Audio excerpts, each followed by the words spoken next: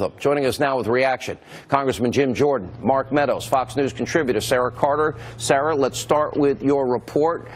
Let's stay on the facts here. I spoke to 3 people, 2 congressional members, 1 person in the DOJ. They all confirmed at different levels that 100% the dossier was used at least in part. One person said was significantly a part of getting the FISA warrant. What are you reporting tonight?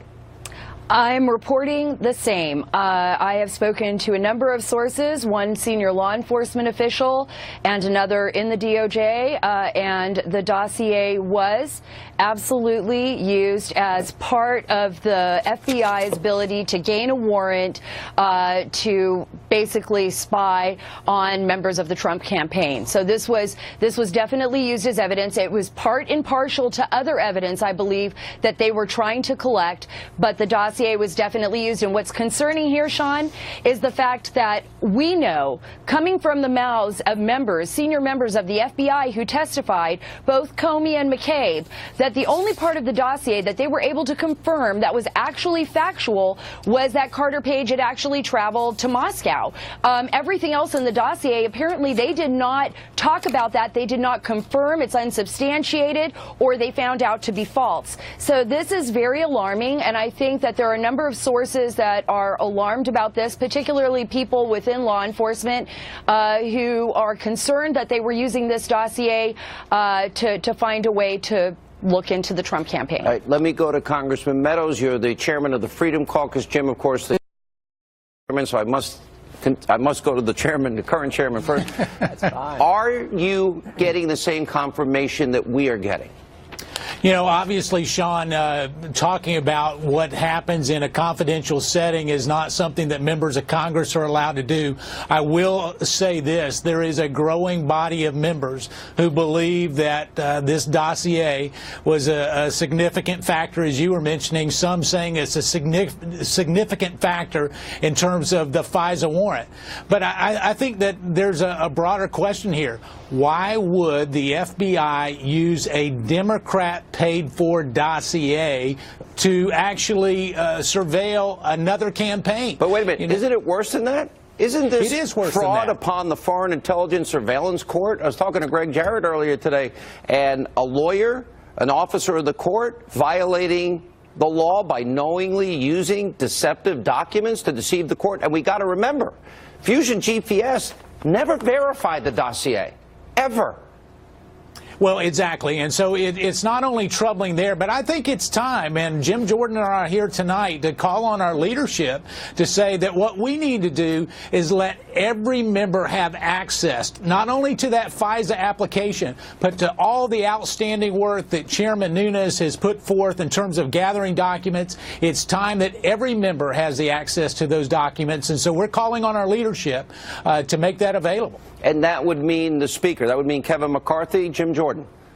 Yes, I mean, Mark's exactly right. If members of Congress get to see this information, we think that the chorus will grow even more and say, now it's time to declassify this, make this public so the American people can understand once and for all what exactly happened. Remember, Sean, it's today, 1-year anniversary from when BuzzFeed first printed that entire dossier, that disproven, salacious, verified dossier, as Jim Comey testified and said it was. 1 year ago today that they printed it. A year and a half ago that it looks like they used it to go to the FISA court to get the warrants. Let's make that available for members of Congress to see. If you look at the contents, what do you see? You know, triple, double, quadruple hearsay, none of which is reliable or even admissible in a court.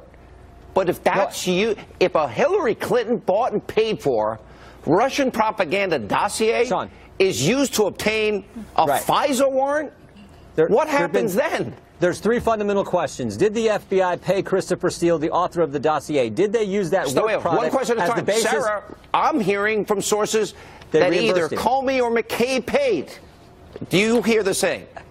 I'm hearing both stories, Sean, and that's why we have to verify this. We're hearing There's a possibility that they did pay. I'm hearing from other sources that they did not pay. And we need to clarify that. And that's a very important question, and the Congress should be asking this. Released. All right, Jim, go ahead. Back to what's point number 2? Sarah's right. That's why we want the documents. That's why we want the documents made available to members of Congress. We all have the same clearance. We're all entitled to see this. Make it available. Give us the information. Devin Nunes, as Chairman Meadows has said, has done great work in getting these documents now coming to Intel. Make these available for all members of Congress to see, and then I think you'll see more members say, you know what? We need to make this available for the American people so that they can see what actually took place here. And if all our suspicions and all the evidence points to one thing, did that actually happen? That's sure what it looks like, but let's find out for certain. All right, Sarah, let's go back. Fusion GPS never verified the dossier. Remember, they tried to withhold who paid for the dossier and banking records associated with the dossier. They've not exactly been truthful, honest, and helpful, and No, this is what they deal in. No, they haven't. And actually, it wasn't until October when the Washington Post first revealed that the DNC and the Hillary Clinton campaign had paid millions of dollars to Fusion GPS to basically go after this Russia collusion narrative, and that's when they hired Christopher Steele, and that's when Christopher Steele went back to some of his old cohorts, people that he had made contact with when he was a former spy in the FSB, and this is why these concerns have been raised. I mean, the Russians could have very easily, and according to my sources in the intelligence community, known right away that it was being paid for by the DNC and the Clinton campaign. They could have used it for their own propaganda purposes, and it appears that they have. And now what we're seeing is, what was the amount of the systemic abuse? Was there systemic abuse with the FISA warrants? Is it just related to the Hillary Clinton campaign, or does this go beyond? And it would render anything they've got inadmissible. The media's been trying to sell this New York Times report. Greg Jarrett made a good point to me earlier today that in fact that it was the New York Times reporting that Papadopoulos mouthed off to some Australian diplomat that he had heard that the Russians had dirt on Hillary. That's not even admissible. That's like triple hearsay. Well, Sean, that's exactly why we need to go ahead and be transparent with this. Senator Feinstein started this yesterday when she released this whole Fusion GPS testimony. I say let's go ahead and release it all to all the members. If there's nothing that is of national security interest, then let's release it to the American people and let them be the judge. There is no collusion. There's nothing to hide, so let's get it out there. Jim? No, you're right, Sean. In this story in the New York Times a week and a half ago, this was laughable. 4 unnamed sources said, wait a minute, let me just, I don't mean to interrupt. A guy in Russia tells a guy in London who tells Papadopoulos, who tells an Australian diplomat, who tells the FBI. Yeah, a 28-year-old shooting his mouth off in a bar. Now that's the reason they launched the Russian. It wasn't the dossier that we've been talking about for the last year. Come on, this is like to the man behind the curtain. That is just a laughable story. We know what caused this. It's the stuff we've been talking about. I am hearing, and I'm just getting rumblings of this, that some of the details are beyond our imagination in terms of FISA abuse. Sarah Carter. Well, I see Mark Meadows is shaking his head. Are you agreeing, Mark? I am. I'm agreeing. You know, some of the things that will be coming out are so unbelievable that the FBI and DOJ would actually allow it to happen. And I would also say there are other agencies within the federal government. So we're over the target. We've been right all along? You're over the target, and let me just tell you, we're focusing in, homing in on that target, and it's time now. We need to know the truth. Sarah, last word for you tonight. Yes, the American people deserve the truth. They need to know the truth. They need to be able to find resolution to this so that the administration and our nation can move forward and that they're not stuck in this for another year.